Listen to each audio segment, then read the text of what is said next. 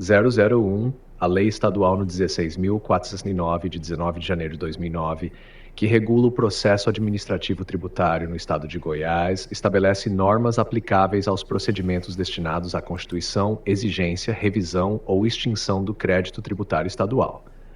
002.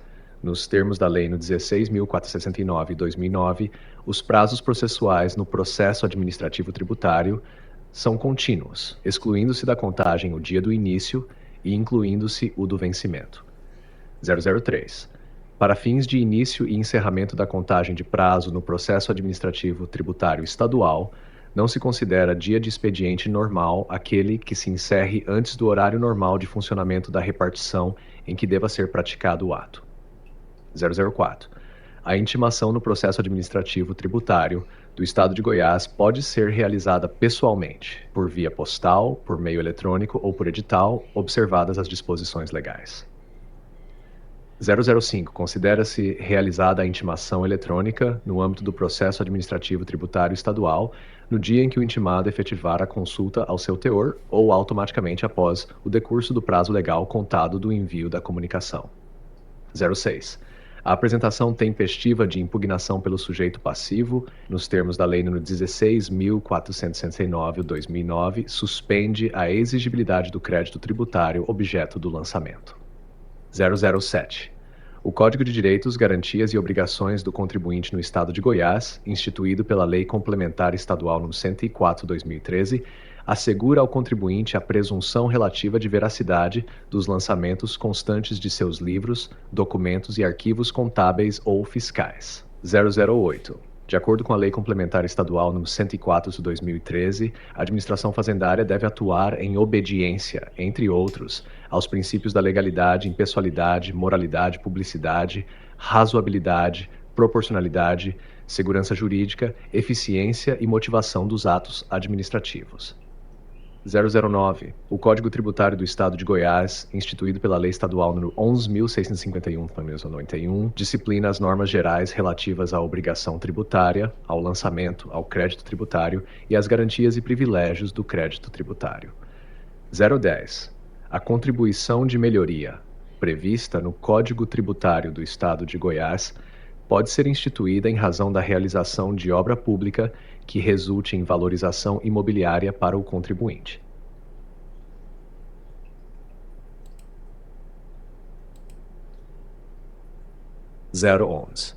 Durante o procedimento de fiscalização, determinado contribuinte foi regularmente intimado por meio eletrônico para apresentar impugnação ao lançamento tributário no prazo legal. O contribuinte acessou o teor da intimação no 10º dia contado do envio da comunicação. Nessa situação, considera-se realizada a intimação na data do efetivo acesso ao conteúdo da comunicação. 012. Em processo administrativo tributário instaurado no Estado de Goiás, o vencimento do prazo para apresentação de recurso administrativo recaiu em dia no qual a repartição fazendária competente encerrou o expediente antes do horário normal de funcionamento. Nessa hipótese, para fins de contagem do prazo processual, esse dia não é considerado como dia de expediente normal. 013. Em determinado processo administrativo tributário, o sujeito passivo deixou de apresentar impugnação ao lançamento no prazo legal. Nessa situação, caracteriza-se a revelia, produzindo presunção relativa de veracidade dos fatos constantes do lançamento. 014. Durante sessão de julgamento no âmbito do Conselho Administrativo Tributário do Estado de Goiás, foi assegurado ao representante fazendário o direito ao uso da palavra, observada a forma prevista no regimento interno do órgão julgador. 015. Em processo administrativo tributário regularmente instaurado, o sujeito passivo efetuou o pagamento integral do crédito tributário exigido antes do julgamento definitivo do processo. Nessa situação, o pagamento implica a extinção do crédito tributário, nos termos da legislação tributária estadual. 016. A administração fazendária estadual, ao conduzir procedimento fiscal, deve tratar o contribuinte com urbanidade, respeito e objetividade, atuando em conformidade com os princípios previstos no Código de Direitos, Garantias e Obrigações do Contribuinte do Estado de Goiás. 017. Em fiscalização realizada pela Secretaria da Economia do Estado de Goiás, o contribuinte apresentou livros e documentos fiscais regularmente escriturados, Nessa hipótese, aplica-se a presunção relativa de veracidade dos lançamentos neles contidos, nos termos da Lei Complementar Estadual nº 101/4 de 2013, 018. O Estado de Goiás instituiu contribuição de melhoria em razão da realização de obra pública que resultou em valorização imobiliária para imóveis localizados em sua área de influência. Nessa situação, a exação encontra fundamento no Código Tributário do Estado de Goiás. 19. Em processo administrativo tributário eletrônico, determinado ato foi praticado por meio digital, observados os requisitos legais previstos na Lei nº 16.469/2009. Nessa hipótese, o ato possui a mesma validade jurídica daquele praticado em meio físico. 020. Em procedimento administrativo tributário estadual, foi assegurado ao sujeito passivo, mediante requerimento, o acesso aos autos do processo e a obtenção de cópias dos documentos que o integram, em observância às garantias previstas na legislação tributária estadual.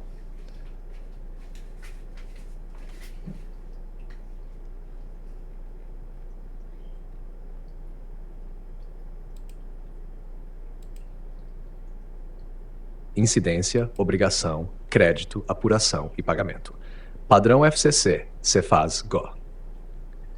O Imposto sobre Operações Relativas à Circulação de Mercadorias e sobre Prestações de Serviços de Transporte Interestadual e Intermunicipal e de Comunicação constitui o principal tributo de competência dos Estados e do Distrito Federal, sendo disciplinado no âmbito do Estado de Goiás pela Lei nº 11.651 de 91, Código Tributário Estadual, e regulamentado pelo Decreto nº 4.852, número 97, ICMS-GO. Trata-se de imposto de natureza indireta, plurifásica e não cumulativa, cuja compreensão lógica é indispensável para a correta aplicação da legislação tributária estadual. A incidência do ICMS ocorre, em regra, quando há circulação jurídica de mercadoria, isto é, quando se verifica a transferência da titularidade do bem, ainda que não haja deslocamento físico. No caso das operações mercantis típicas, considera-se ocorrido o fato gerador no momento da saída da mercadoria do estabelecimento do contribuinte. Já nas prestações de serviços de transporte e de comunicação, o fato gerador se aperfeiçoa conforme a execução do serviço, nos termos definidos pela legislação estadual. A FCC costuma explorar a distinção entre circulação física e circulação jurídica, induzindo o candidato ao erro ao confundir simples deslocamento com operação tributável.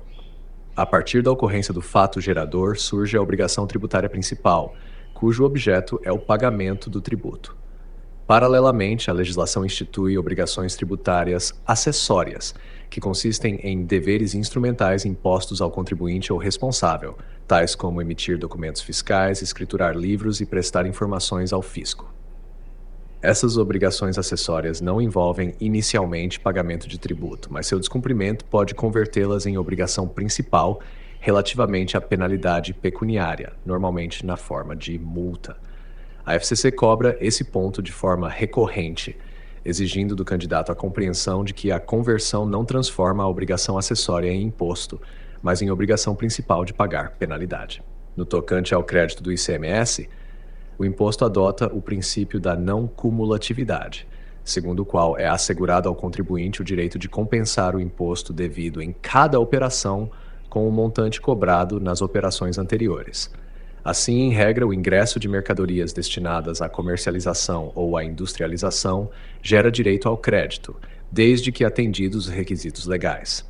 Todavia, a legislação estabelece hipóteses de vedação, limitação ou estorno de crédito, como ocorre em operações isentas, não tributadas ou destinadas ao uso e consumo. A FCC explora com frequência essas exceções, testando a capacidade do candidato de perceber quando o crédito é permitido e quando deve ser estornado. A apuração do ICMS é realizada via de regra por meio do regime de compensação, no qual se confrontam ao final do período de apuração os débitos decorrentes das saídas tributadas com os créditos oriundos das entradas. Desse confronto pode resultar saldo devedor, que deverá ser recolhido aos cofres estaduais, ou saldo credor, que poderá ser transportado para períodos subsequentes, observadas as condições legais. A banca FCC costuma apresentar situações hipotéticas envolvendo estorno de crédito, saldo credor acumulado ou compensação indevida, exigindo domínio da lógica do sistema e não mera memorização de dispositivos. Por fim, o pagamento do ICMS deve ocorrer nos prazos e formas estabelecidos pela legislação estadual, podendo variar conforme o regime de tributação, a atividade do contribuinte ou a natureza da operação. O recolhimento intempestivo do imposto não suspende a exigibilidade do crédito tributário, sujeitando o contribuinte à incidência de juros, multa e demais acréscimos legais. Esse aspecto é frequentemente cobrado pela FCC em associação com infrações e penalidades, reforçando a necessidade de compreensão integrada do sistema tributário estadual. Em síntese, o domínio do ICMS exige a compreensão articulada de sua incidência, da formação da obrigação tributária, do mecanismo de creditamento, da apuração pelo sistema débito e crédito e das regras de pagamento. A FCC privilegia candidatos que demonstram entendimento lógico e sistemático do imposto, punindo aqueles que se limitam à leitura fragmentada da legislação.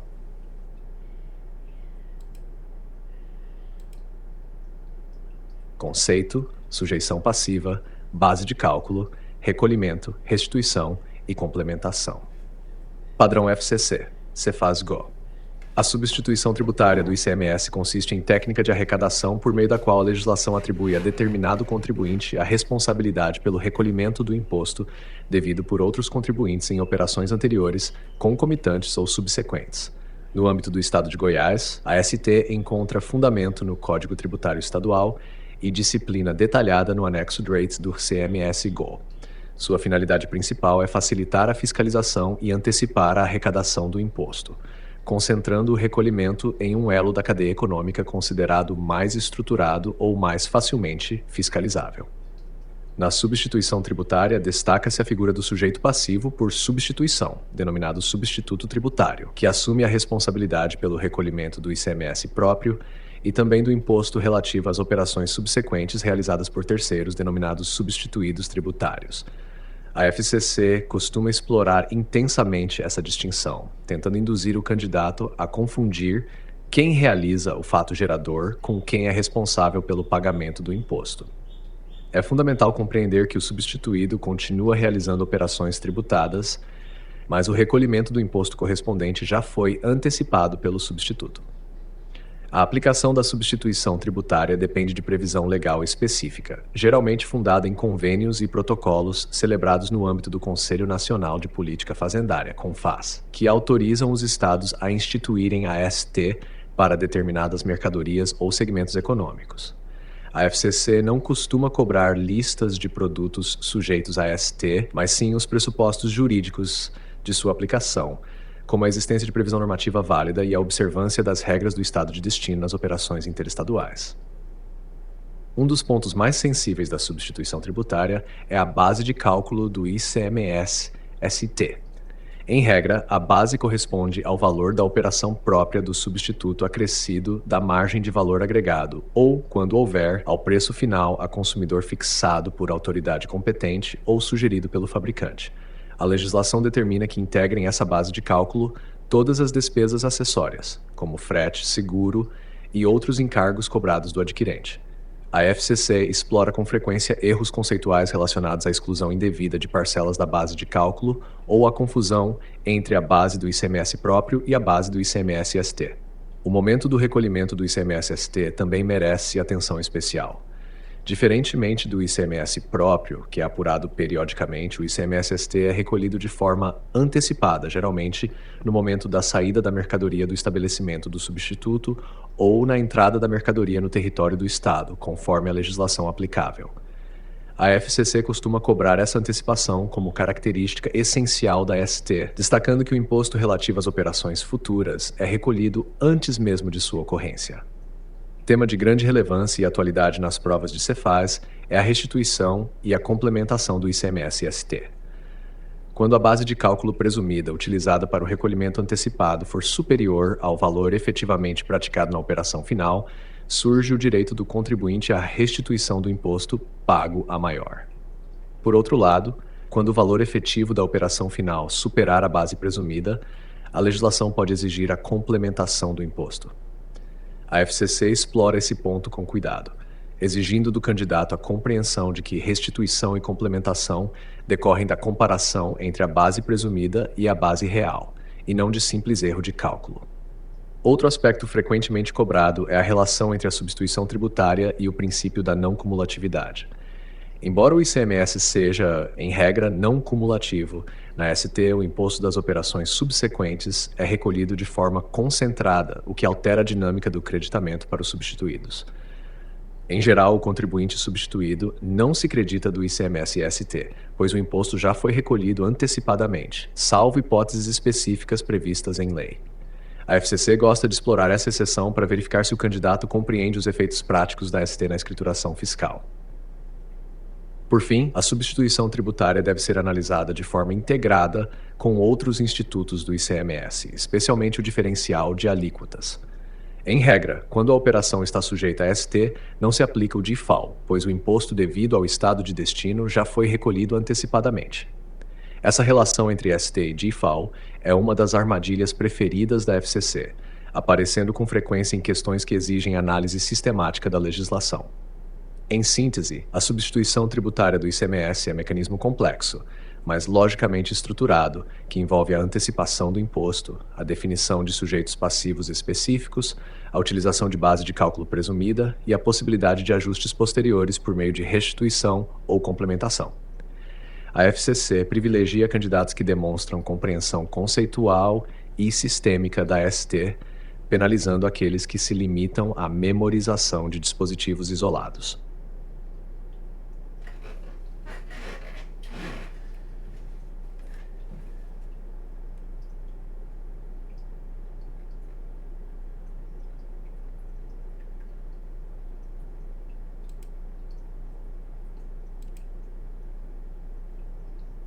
Hipótese de incidência, sujeição passiva, base de cálculo, recolhimento e relação com ST. Padrão FCC, Cefaz-GO. O diferencial de alíquotas do ICMS, conhecido como DIFAL, é mecanismo destinado a equilibrar a arrecadação do imposto nas operações interestaduais que destinem mercadorias, bens ou serviços a consumidor final, localizado em estado diverso daquele do remetente. No estado de Goiás, o DIFAL encontra-se disciplinado principalmente no anexo 15 do RICS-MSGO, bem como no anexo FINTS, quando se trata de operações realizadas por contribuintes optantes pelo Simples Nacional.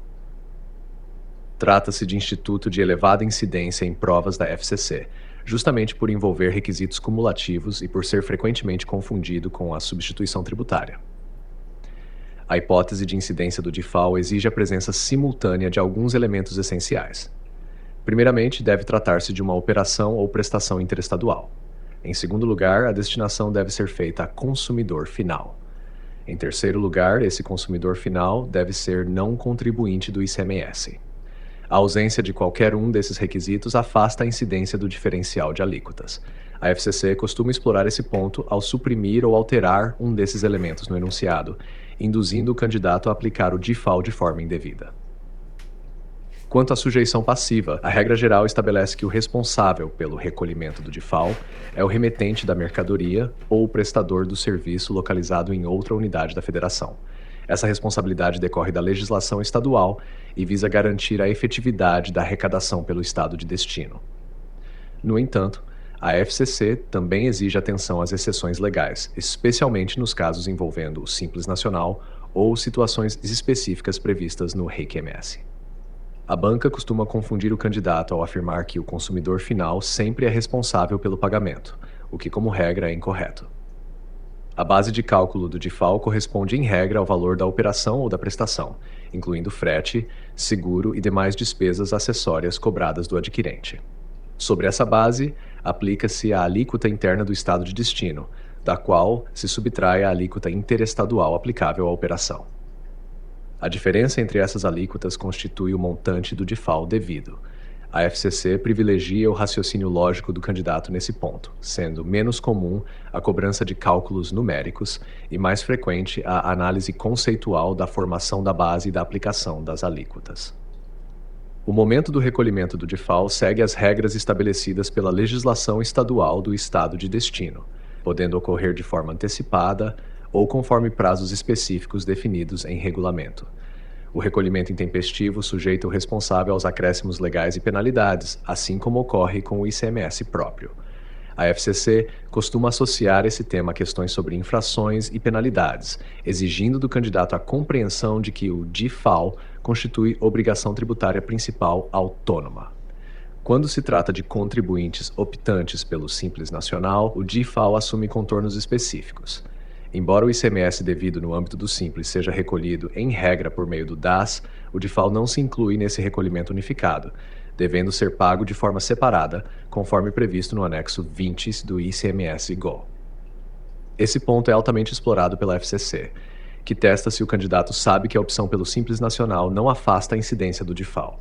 Aspecto fundamental para o correto entendimento do DIFAL é sua relação com a substituição tributária. Em regra, quando a operação está submetida ao regime de substituição tributária, não se aplica o DIFAL, uma vez que o imposto devido ao estado de destino já foi recolhido antecipadamente pelo substituto tributário. A FCC utiliza essa relação como armadilha recorrente, apresentando situações em que o candidato precisa identificar se a operação está sujeita a ST, para somente então afastar ou confirmar a incidência do DIFAL. Outro ponto relevante diz respeito à finalidade arrecadatória do DIFAL. Diferentemente da substituição tributária, que antecipa o recolhimento do imposto das operações subsequentes, o DIFAL busca redistribuir a receita tributária entre os estados, garantindo ao estado de destino a arrecadação da diferença entre sua alíquota interna e a alíquota interestadual. A FCC costuma cobrar essa finalidade de forma conceitual, exigindo do candidato compreensão do papel federativo do DIFAL. Em síntese, o DIFAL do ICMS é instituto que exige análise cumulativa de requisitos, compreensão clara da sujeição passiva, domínio da lógica de cálculo e atenção à sua relação com outros regimes do imposto, especialmente a substituição tributária. A FCC valoriza candidatos que demonstram visão sistêmica do ICMS, punindo aqueles que aplicam o DIFAL de forma automática, sem verificar os pressupostos legais.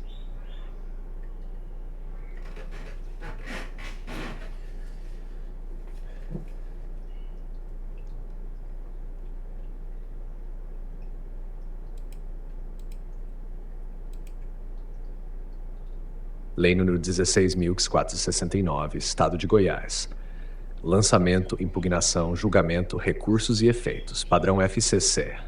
O processo administrativo tributário do Estado de Goiás, disciplinado pela Lei nº 16.469, de 2009, tem por finalidade assegurar ao contribuinte o direito ao contraditório e à ampla defesa no âmbito da discussão de exigências fiscais formuladas pela administração tributária estadual. Trata-se de instrumento essencial para a legitimidade da atuação do fisco, ao mesmo tempo em que viabiliza a revisão administrativa dos lançamentos tributários antes da judicialização do conflito. Trativo tributário tem início, via de regra, com a constituição do crédito tributário por meio do lançamento, formalizado pela lavratura do auto de infração ou do termo de início de fiscalização, conforme o caso. O lançamento representa o ato administrativo vinculado pelo qual a autoridade fiscal verifica a ocorrência do fato gerador, calcula o montante devido, identifica o sujeito passivo e propõe a aplicação de penalidades, quando cabíveis.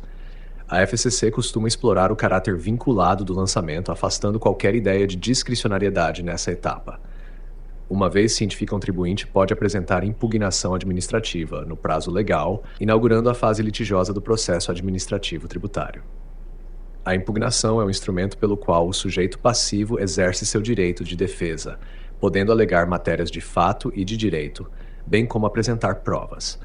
A FCC costuma cobrar que a impugnação tempestiva suspende a exigibilidade do crédito tributário, impedindo sua cobrança enquanto perdurar a discussão administrativa, nos termos da legislação tributária. O julgamento em primeira instância ARIME por órgão integrante da estrutura do contencioso administrativo tributário estadual, observando-se os princípios da legalidade, da motivação e da imparcialidade. Nessa fase, a autoridade julgadora pode manter, modificar ou cancelar o lançamento. A FCC valoriza o entendimento de que o julgador administrativo está vinculado à lei, não podendo afastar sua aplicação sob fundamento de inconstitucionalidade, salvo nos limites admitidos pelo ordenamento jurídico. Da decisão de primeira instância, cabe recurso administrativo por órgão colegiado de segunda instância, conforme a estrutura prevista na Lei nº 16.469, de 2009. O recurso representa a continuidade do exercício do direito de defesa no âmbito administrativo e deve ser interposto dentro do prazo legal, sob pena de preclusão. A FCC costuma confundir o candidato ao tratar de efeitos do recurso, sendo essencial compreender que, enquanto pendente de julgamento, permanece suspensa a exigibilidade do crédito tributário. Outro aspecto relevante do processo administrativo tributário diz respeito às de produzir provas documentais, periciais e demais meios admitidos em direito, desde que pertinentes e tempestivos. A legislação estabelece limites à produção probatória, vedando diligências inúteis ou meramente protelatórias. A FCC gosta de cobrar esse ponto para verificar se o candidato entende que o processo administrativo não é ilimitado, devendo observar critérios de eficiência e razoabilidade. A decisão administrativa final após o esgotamento das instâncias administrativas torna tributário na esfera administrativa. A partir desse momento, cessada a suspensão da exigibilidade, o crédito pode ser inscrito em dívida ativa e cobrado judicialmente. É fundamental compreender que o processo administrativo tributário não substitui o controle jurisdicional, sendo facultado ao contribuinte buscar o poder judiciário, respeitados os limites legais. A FCC costuma explorar a distinção entre coisa julgada administrativa e coisa julgada judicial, ressaltando que a primeira não impede o acesso ao judiciário. A Lei no 16.469, de 2009, também disciplina os órgãos que integram o contencioso administrativo tributário, estabelecendo suas ão e forma de funcionamento. Embora a FCC não costume exigir memorização exaustiva da estrutura administrativa, ela cobra com frequência a noção de que o julgamento administrativo é realizado por órgãos especializados, distintos da autoridade lançadora, reforçando a garantia de imparcialidade.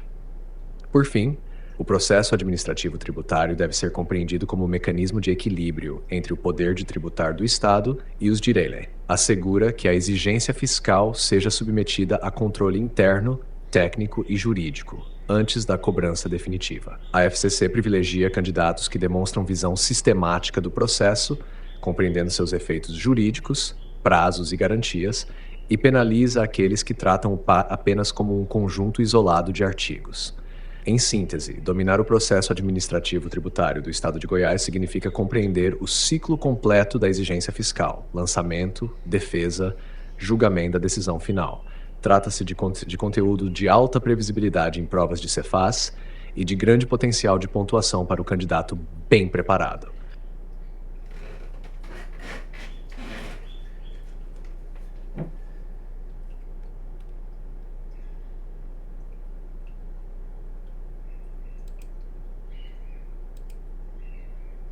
ICMS, FE, NFCE, MDFE, padrão FCC, Cefazgo. As obrigações acessórias no âmbito do ICMS consistem em deveres instrumentais impostos pela legislação tributária aos contribuintes e responsáveis, com a finalidade de viabilizar a arrecadação, a fiscalização e o controle das operações realizadas. Diferentemente da obrigação tributária principal, cujo objeto é o pagamento do tributo, as obrigações acessórias envolvem prestações positivas ou negativas, como emitir documentos fiscais, escriturar livros, prestar informações ao fisco e manter registros contábeis e fiscais atualizados. No estado de Goiás, essas obrigações encontram-se disciplinadas principalmente pelo RIMSGO, bem como por normas complementares, como os ajustes CINIF. As obrigações acessórias não gera por si só a exigência do ICMS, mas pode converter-se em obrigação tributária principal relativamente à penalidade pecuniária, normalmente sob a forma de multa. Esse ponto é recorrente em provas da FCC, que costuma exigir do candidato a compreensão de que a conversão não transforma a obrigação acessória em tributo, mas em obrigação principal referente à sanção aplicada. Trata-se de aplicação direta do conceito previsto no Código Tributário Nacional e reproduzido na legislação estadual. Entre as principais relacionadas ao ICMS está a emissão de documentos fiscais, que tem por finalidade registrar as operações de circulação de mercadorias e as prestações de serviços tributáveis. A Nota Fiscal Eletrônica, NFE, instituída pelo ajuste CINIF número 7/2005, substituiu a nota fiscal em papel em grande parte das operações, conferindo maior controle e integração entre os fiscos estaduais. A NF é documento de existência exclusivamente digital, cuja validade jurídica é garantida pela assinatura digital do emitente e pela autorização de uso concedida pela administração tributária. A FCC costuma explorar a natureza jurídica do que o documento auxiliar da nota fiscal eletrônica, DENFE, não substitui a NEF, servindo apenas como representação gráfica simplificada para acompanhar o trânsito da mercadoria. Erros frequentes em prova envolvem a afirmação de que o DANF é documento fiscal autônomo, o que é incorreto. A validade da operação está vinculada à autorização eletrônica da NFE e não à mera posse do documento auxiliar. No âmbito das operações destinadas ao consumidor final, desde consumidor eletrônica, NFCE, modelo 65, instituída pelo ajuste CINIEF número 19/2016. A NFCE substitui o cupom fiscal emitido por equipamentos emissores de cupom fiscal, sendo utilizado em operações de venda direta ao consumidor. A FCC costuma cobrar a finalidade da NFCE, enfatizando sua aplicação em operações internas e a simplificação do controle fiscal, sem exigir do candidato conhecimento técnico aprofundado sobre sistemas de emissão. Outro documento fiscal relevante é o Manifesto Eletrônico de Documentos Fiscais LOAJUST CINIEF, número 21/2010, cuja finalidade é registrar de forma eletrônica as informações relativas ao transporte de mercadorias. O MDF vincula os documentos fiscais da carga, como NF e CTI, permitindo ao fisco acompanhar o deslocamento das mercadorias em tempo real. A FCC explora esse tema ao cobrar a função do MDFI como instrumento de controle do transporte, e não como documento que formaliza a operação de circulação. Além da emissão de documentos fiscais, as obrigações acessórias abrangem a escrituração fiscal, que é sistemático das operações realizadas pelo contribuinte em livros ou sistemas eletrônicos próprios, conforme exigido pela legislação. A escrituração correta permite a apuração do ICMS, o controle de créditos e débitos e a fiscalização das operações. A FCC costuma associar a escrituração à apuração do imposto, exigindo do candidato a compreensão de que erros ou omissões na escrituração podem gerar penalidades, independentemente da existência de imposto a pagar. É importante destacar que as obrigações acessórias estão sujeitas a constante atualização normativa, especialmente por MEIs e protocolos celebrados no âmbito do CONFAS. No entanto, a FCC tende a cobrar os conceitos estruturantes e a finalidade dos documentos fiscais, evitando detalhes excessivamente técnicos. Assim, o candidato deve concentrar seus estudos na compreensão do papel de cada documento e de sua função no sistema de controle do ICMS. Em síntese, as obrigações acessórias e os documentos fiscais constituem instrumentos essenciais para a efetividade da tributação do ICMS. Permear, controlar e fiscalizar as operações econômicas realizadas pelos contribuintes. A FCC privilegia candidatos que demonstram compreensão conceitual desses instrumentos, penalizando aqueles que confundem documento fiscal com obrigação principal ou que desconhecem a finalidade específica de cada documento eletrônico.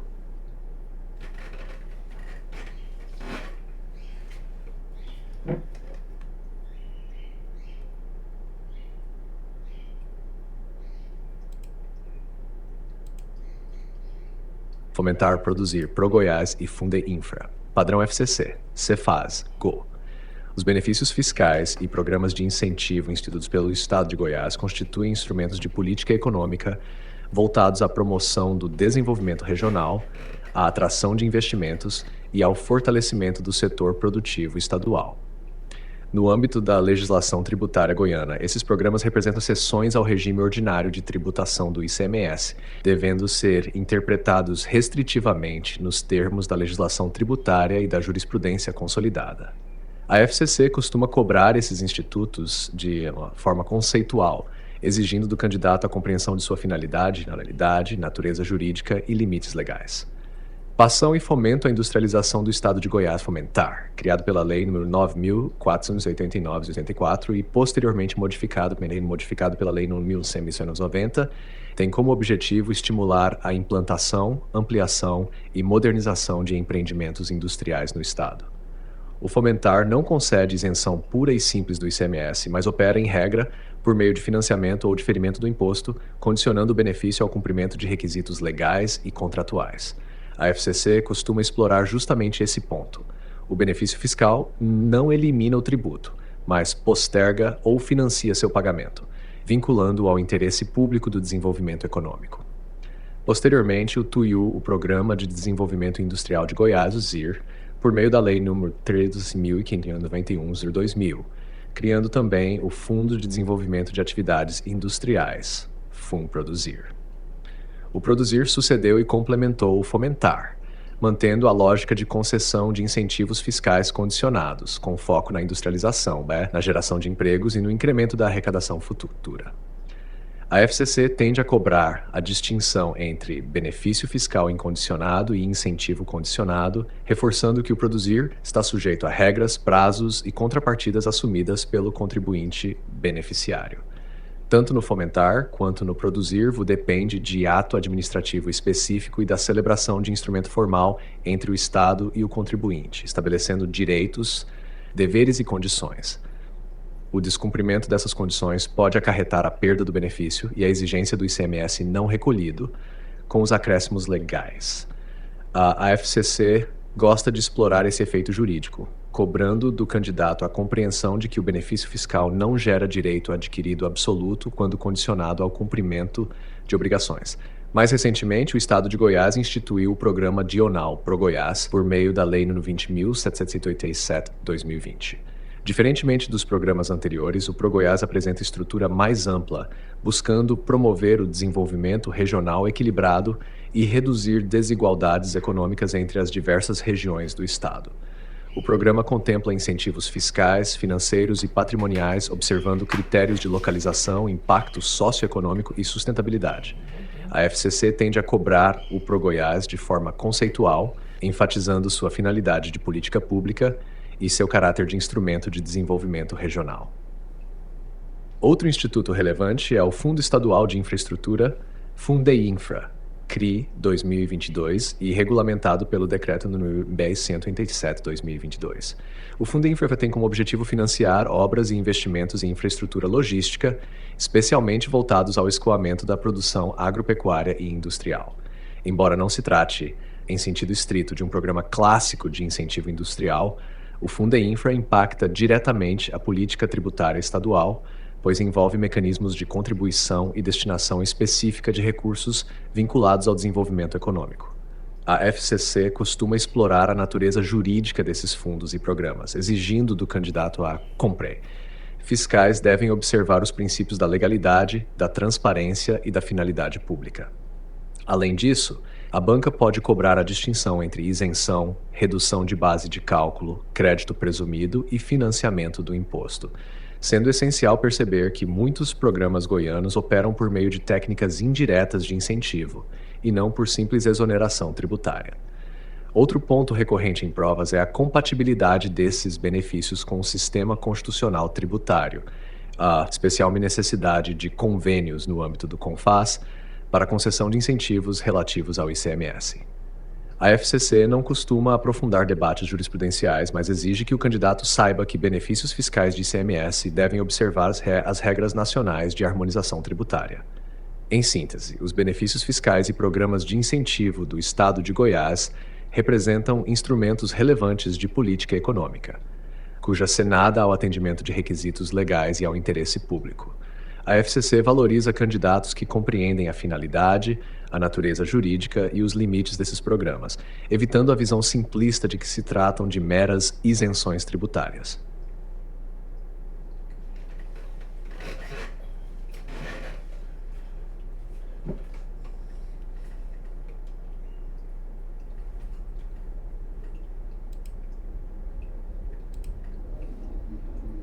Código de Direitos, Garantias e Obrigações do Contribuinte. Lei Complementar Estadual nº 104/2013, Estado de Goiás, FCC, Cefaz-Go. O Código de Direitos, Garantias e Obrigações do Contribuinte do Estado de Goiás, instituído pela Lei Complementar Estadual nº 104, de 9 de outubro de 2013, tem por finalidade estabelecer normas destinadas a assegurar maior equilíbrio, transparência e segurança jurídica na relação entre o fisco estadual e os contribuintes. Trata-se de diploma normativo de natureza principiológica e procedimental, que não cria nem extingue tributos, mas disciplina a forma como a administração tributária deve atuar no exercício de suas competências. Código do contribuinte é o reconhecimento de direitos e garantias fundamentais do sujeito passivo da obrigação tributária. Entre esses direitos destacam-se o direito à informação clara e precisa sobre tributos, procedimentos fiscais e critérios de interpretação da legislação, bem como o direito ao tratamento respeitoso, ético e imparcial por parte dos agentes fiscais. A FCC costuma cobrar esse ponto ao exigir do candidato a compreensão de que a atuação do fisco deve observar não apenas a legalidade estrita, mas também princípios como a boa-fé, a transparência e a razoabilidade. O Código também e o direito à ampla defesa e ao contraditório no âmbito dos procedimentos administrativos, reforçando garantias já previstas no processo administrativo tributário. Esse direito manifesta-se, por exemplo, na possibilidade de apresentar impugnações, recursos e provas, bem como de ter ciência dos atos praticados pela administração tributária. A FCC costuma explorar a integração entre o Código do Contribuinte e a Lei do Processo Administrativo Tributário, exigindo visão sistemática do ordenamento jurídico tributário estadual. Outro aspecto relevante diz respeito a abusivas por parte da administração tributária. O Código estabelece limites à atuação fiscal, proibindo condutas que impliquem constrangimento ilegal, exigência de obrigações desnecessárias ou adoção de medidas desproporcionais. A FCC costuma cobrar esse conteúdo de forma conceitual, exigindo do candidato a identificação de situações em que a atuação do fisco ultrapassa os limites legais, ainda que haja interesse arrecadatório envolvido. No que se refere às obrigações do contribuinte, o Código não direitos, mas também reforça deveres fundamentais, como o dever de cumprir a legislação tributária, prestar informações corretas ao fisco e colaborar com a fiscalização. A FCC costuma valorizar essa visão equilibrada, deixando claro que o Código do Contribuinte não é um instrumento de proteção absoluta do sujeito passivo, mas um mecanismo de harmonização da relação jurídico-tributária. O Código de Direitos, Garantias e Obrigações do Contribuinte também enfatiza a itação da legislação tributária de forma razoável e coerente, evitando mudanças abruptas de entendimento que prejudiquem a segurança jurídica. A FCC pode explorar esse ponto ao tratar a confiança legítima do contribuinte, especialmente em situações em que a administração tributária altera a orientação anteriormente adotada. Embora o Código não elimine a possibilidade de revisão de entendimentos, ele impõe limites e exige observância de critérios objetivos. Outro ponto relevante é a previsão de mecanismos de orientação e esclarecimento ao contribuinte, como deministração tributária. O Código reforça que as respostas dadas pelo fisco a consultas regularmente formuladas produzem efeitos jurídicos, protegendo o contribuinte que age de boa fé com base na orientação recebida. A FCC gosta de explorar essa proteção, exigindo do candidato a compreensão de que a consulta fiscal é instrumento de segurança jurídica e não simples pedido de informação informal. O Código também dialoga com a ideia de autorregularização e conformidade fiscal, incentivando o cumprimento voluntário das a correção espontânea de irregularidades. Esse aspecto se conecta com políticas modernas de administração tributária, que buscam reduzir o contencioso e aumentar a eficiência arrecadatória. A FCC tende a cobrar esse conteúdo de forma indireta, associando o Código do Contribuinte a uma visão mais cooperativa da relação fisco-contribuinte. Por fim, é essencial compreender que o Código do Contribuinte não afasta o poder-dever do Estado de fiscalizar, lançar e cobrar tributos, nem penalidades quando houver infração à legislação tributária. O que o diploma busca é assegurar que essas atividades sejam exercidas dentro de parâmetros legais, éticos e transparentes. A FCC valoriza candidatos que compreendem essa função equilibradora do Código, punindo interpretações extremadas que veem o contribuinte como absolutamente protegido ou o fisco como ilimitado. Em síntese, o Código de Direitos, Garantias e Obrigações do Contribuinte do Estado de Goiás representa instrumento normativo de fortalecimento da segurança jurídica, ao mesmo tempo em que preserva a efetividade da administração tributária. Dominar esse conteúdo significa compreender a lógica de equilíbrio entre arrecadação e direitos fundamentais, exatamente o tipo de raciocínio que a FCC privilegia em provas de alto nível.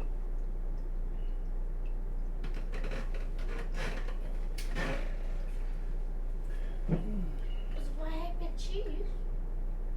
Cada um é uma coisa. mexendo no celular lá, o papai ainda vai demorar aqui uns 20 minutos ainda. Intimação no processo administrativo tributário. Resumo completo. Padrão FCC-Cefaz.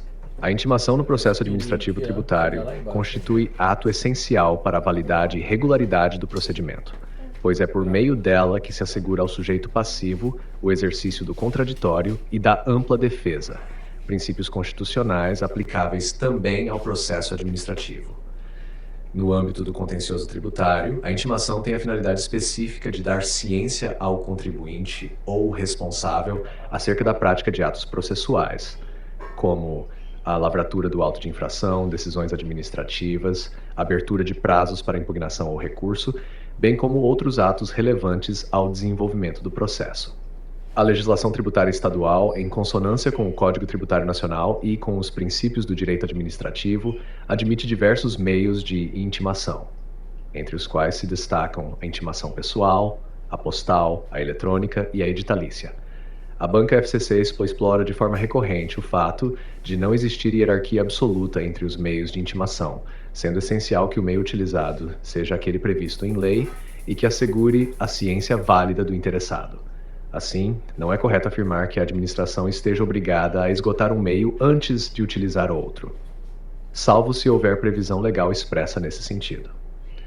A intimação considera-se válida quando realizada de acordo com as formas legais e quando possibilita ao sujeito passivo tomar conhecimento inequívoco do conteúdo do ato. A ciência válida marca o termo inicial para a contagem dos prazos processuais, sendo regra geral que o dia do começo seja excluído da contagem e incluído o dia do vencimento, com eventual prorrogação para o primeiro dia útil subsequente, caso o prazo se encerre em dia não útil. A FCC costuma explorar exatamente esse vínculo entre intimação válida e início do prazo, exigindo do candidato atenção aos efeitos jurídicos decorrentes da comunicação do ato.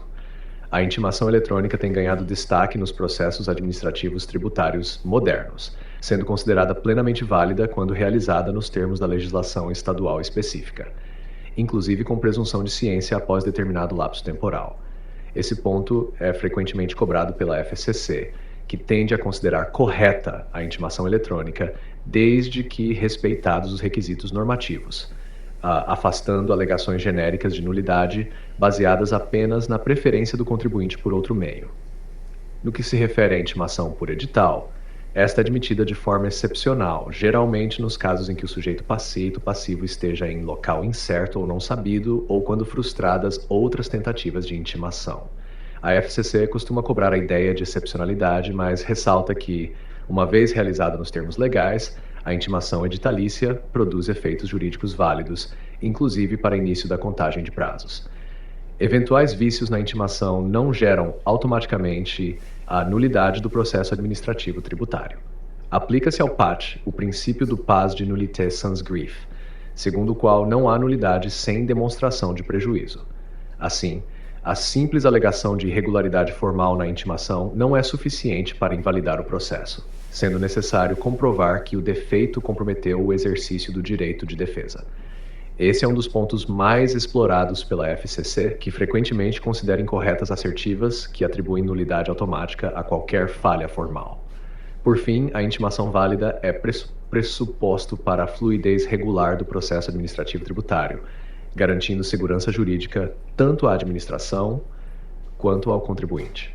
Seu correto entendimento é indispensável para o enfrentamento das questões da FCC, que privilegia a análise dos efeitos práticos do ato de intimação, especialmente quanto ao início dos prazos, a validade do procedimento e a preservação do contraditório e da ampla defesa.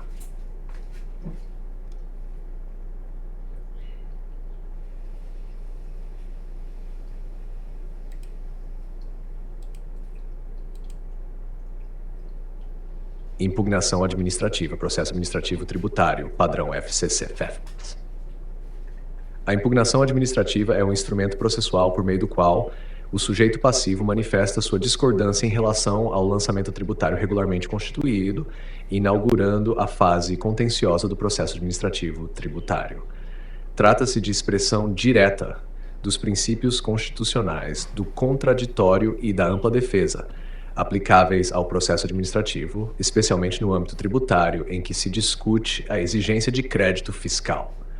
A impugnação somente é possível após a constituição do crédito tributário, pois pressupõe a existência de lançamento válido, geralmente formalizado por meio de auto de infração.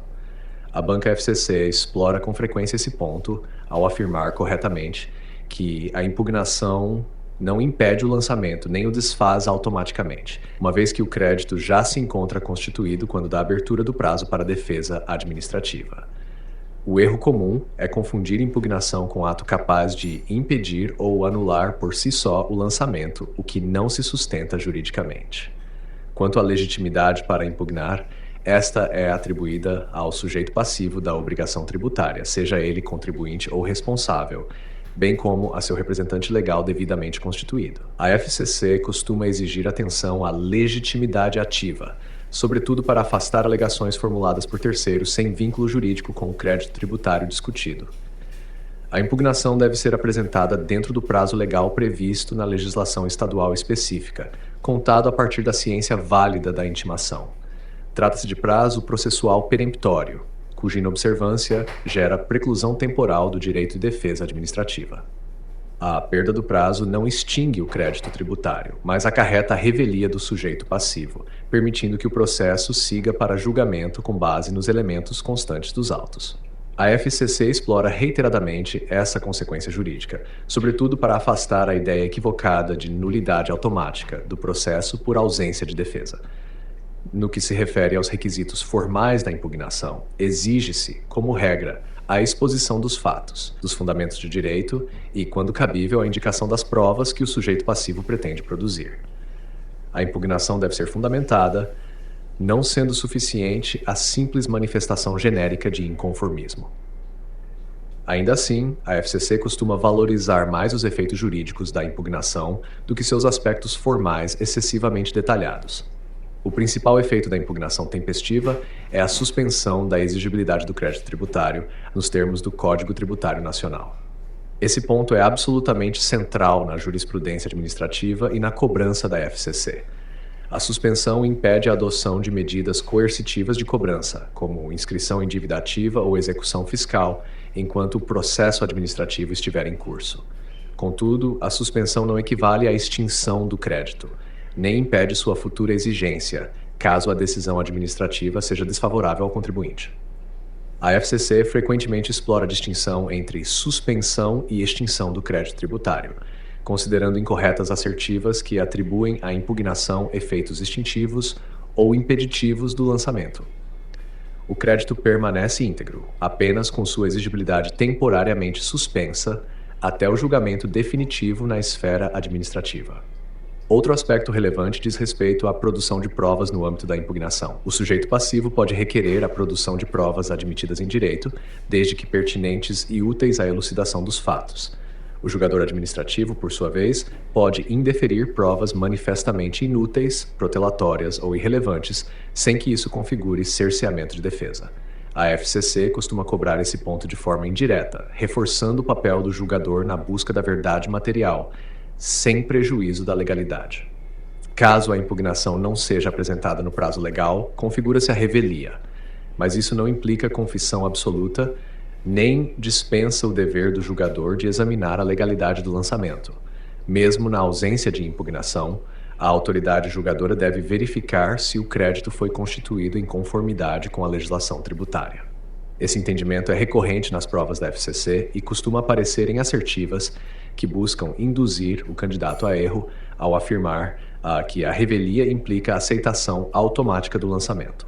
Por fim, a impugnação administrativa representa o marco inicial do contencioso tributário e condiciona todo o desenvolvimento subsequente do processo, inclusive o cabimento de recursos administrativos. Seu correto entendimento é indispensável para a resolução das questões da FCC, que privilegia a análise dos efeitos jurídicos, dos prazos e da distinção clara entre constituição do crédito, suspensão da exigibilidade e extinção da obrigação tributária.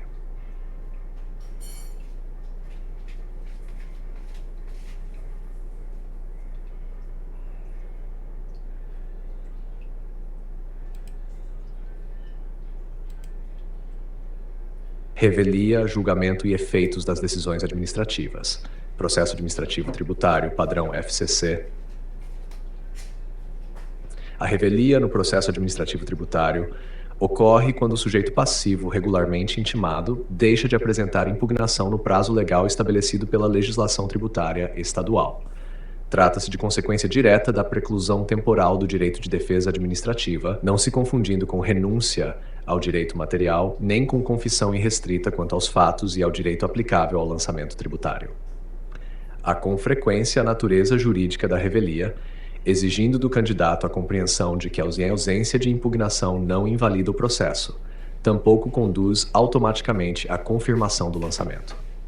A revelia apenas autoriza o prosseguimento do feito com base nos elementos constantes dos autos, preservando-se, contudo, o dever da administração de observar estritamente o princípio da legalidade. Mesmo diante da revogadora administrativa, não está dispensada de analisar a regularidade formal e material do lançamento. O julgador deve verificar se o crédito tributário foi constituído em conformidade com a legislação aplicável, se houve correta identificação do sujeito passivo, se a base de cálculo e a alíquota foram adequadamente aplicadas e se a penalidade, quando existente, observa os limites legais. A FCC costuma considerar incorretas assertivas que atribuem à revelia o efeito de confissão absoluta ou de aceitação automática do crédito tributário. O julgamento administrativo constitui dade competente, analisa o mérito do lançamento e da eventual impugnação apresentada, proferindo decisão fundamentada. No âmbito do processo administrativo tributário, o julgamento deve observar os princípios da legalidade, da motivação, da verdade material e da imparcialidade, sendo vedada a atuação por conveniência, oportunidade ou equidade. O julgador administrativo atua de forma vinculada à lei, não podendo criar obrigações nem afastar a aplicação de normas legais vigentes. Em regra, o julgamento em primeira instância é realizado por ativa distinta daquela que efetuou o lançamento, justamente para garantir imparcialidade e separação de funções no procedimento. Essa distinção é frequentemente cobrada pela FCC, que busca evitar a confusão entre competência para lançar e competência para julgar. O julgador de primeira instância pode manter, modificar ou cancelar total ou parcialmente o lançamento tributário, sempre dentro dos limites da legalidade. No exercício da função julgadora é possível a reavaliação dos fatos, das provas e da correta aplicação da legislação tributária. O julgador pode, inclusive, reduzir valores, afastar penalidades ilegais ou reconhecer vícios que comprometam o lançamento. Contudo, como regra geral, não se admite a reformatio impejus, isto é, o agravamento da situação do contribuinte em decorrência de sua iniciativa recursal, salvo previsão legal expressa. A FCC costuma cobrar esse ponto ao afirmar que o julgamento administrativo não pode piorar a situação do sujeito passivo sem respaldo normativo. Das decisões administrativas decorrem efeitos jurídicos relevantes, especialmente quanto à exigibilidade rio. Enquanto o processo estiver em curso, seja em razão de impugnação ou de recurso administrativo, a exigibilidade do crédito permanece suspensa. Todavia, uma vez proferida a decisão administrativa definitiva, com o esgotamento das instâncias administrativas, a suspensão cessa.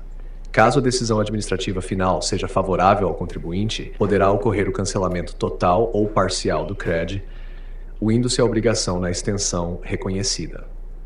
Por outro lado, sendo a decisão definitiva desfavorável ao sujeito passivo, o crédito tributário torna-se plenamente exigível, autorizando sua inscrição em dívida ativa e a posterior cobrança judicial por meio de execução fiscal, caso não haja pagamento espontâneo. É fundamental destacar que a decisão administrativa definitiva não faz coisa julgada material, limitando-se seus efeitos à esfera administrativa e encerramento do processo administrativo tributário. O contribuinte pode submeter a controvérsia ao Poder Judiciário, questionando a legalidade ou a constitucionalidade da exigência tributária.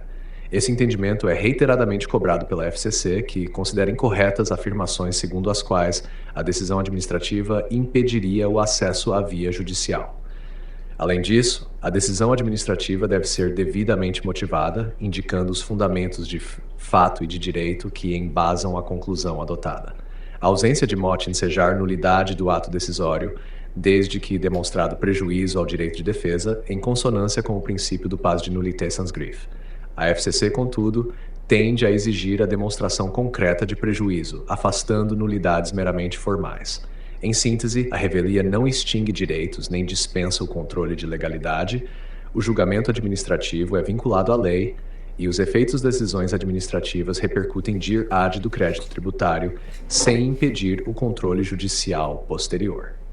A compreensão integrada desses institutos é indispensável para enfrentar as questões da FCC, que costuma explorá-los de forma articulada e com elevado grau de exigência técnica.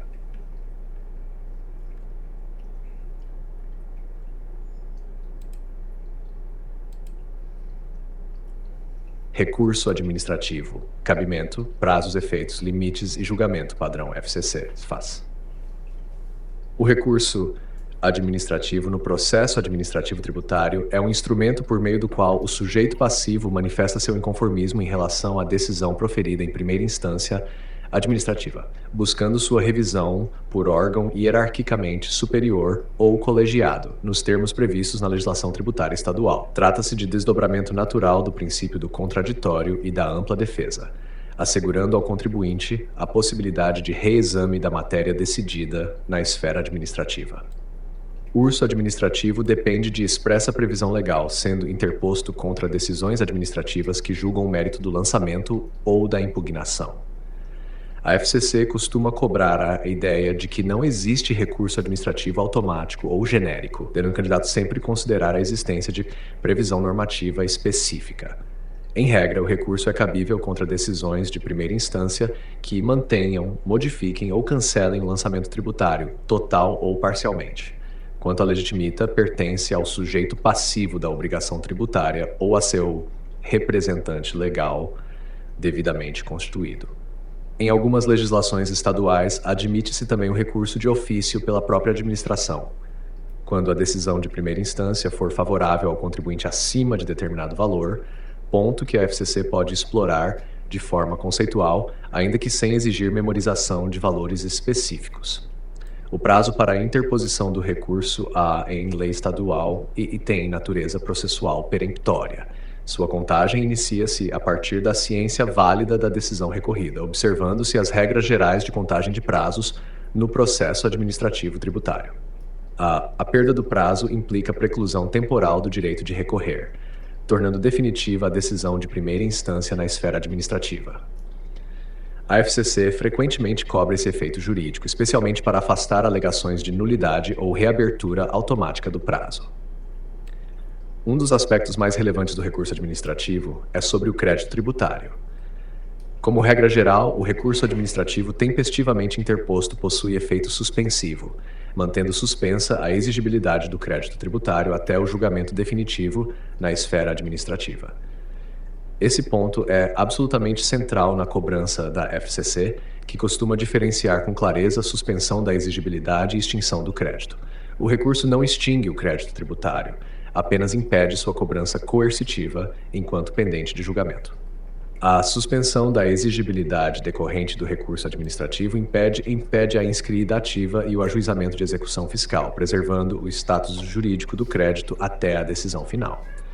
Contudo, a FCC costuma cobrar que essa suspensão não impede a prática de atos administrativos internos nem a atualização monetária do crédito, desde que prevista em lei, reforçando a distinção entre exigibilidade e existência do crédito tributário. No que se refere aos limites do recurso administrativo, destaca-se que, em regra, não se admite a ritué o agravamento da situação do recorrente em razão exclusiva de sua iniciativa recursal. Assim, o órgão julgador de segunda instância não pode piorar a situação do contribuinte, salvo se houver previsão legal expressa que autorize tal atuação. Esse é um ponto clássico de cobrança da FCC, que frequentemente apresenta assertivas afirmando de forma incorreta que o órgão recursal pode agravar livremente o lançamento. O julgamento do recurso administrativo é, como regra, realizado por órgão colegiado de segunda instância, cuja competência são estadual. O órgão recursal tem poderes para manter, reformar, modificar ou anular a decisão recorrida, sempre nos limites da legalidade. Assim como na primeira instância, o julgador administrativo atua de forma vinculada à lei, não podendo decidir por equidade nem afastar a aplicação de normas legais sob fundamento de inconstitucionalidade. Durante o julgamento do recurso, o órgão colegiado pode reexaminar os fatos, as provas constantes dos autos e a correta aplicação da legislação L, inclusive reconhecer nulidades, afastar penalidades ilegais ou reduzir valores exigidos, desde que fundamentadamente. A FCC costuma valorizar a exigência de motivação adequada das decisões recursais, embora exija, para o reconhecimento de nulidade, a demonstração de prejuízo efetivo ao direito de defesa. Proferida a decisão administrativa de última instância, encerra-se a via administrativa, tornando-se definitiva a exigência ou o cancelamento do crédito tributário VA. Caso a decisão final seja desfavorável ao contribuinte, o crédito tributário torna-se plenamente exigível, podendo ser inscrito em dívida ativa e cobrado judicialmente. Se favorável, ocorrerá o cancelamento total ou parcial do crédito, com os efeitos correspondentes.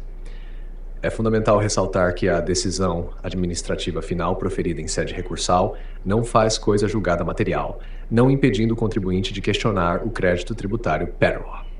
A FCC cobra esse ponto de forma reiterada, reforçando que o esgotamento da via administrativa não constitui pressuposto obrigatório para o acesso à via judicial, salvo hipóteses legais específicas.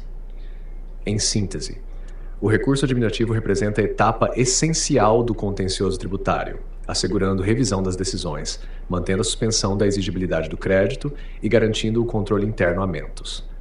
Seu correto entendimento, especialmente quanto aos prazos, efeitos, limites e julgamento, é indispensável para o enfrentamento das questões da FCC em concursos de Cefaz, que costuma tratar o tema de forma técnica, integrada e altamente seletiva.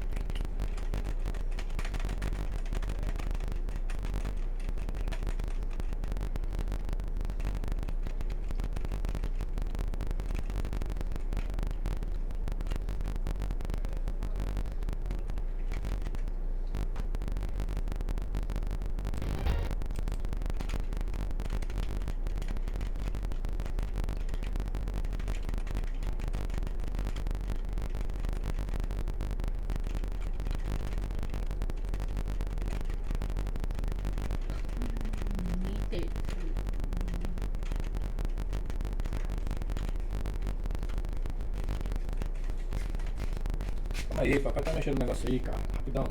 Calma aí. Vamos pausa aí. E meu óculos?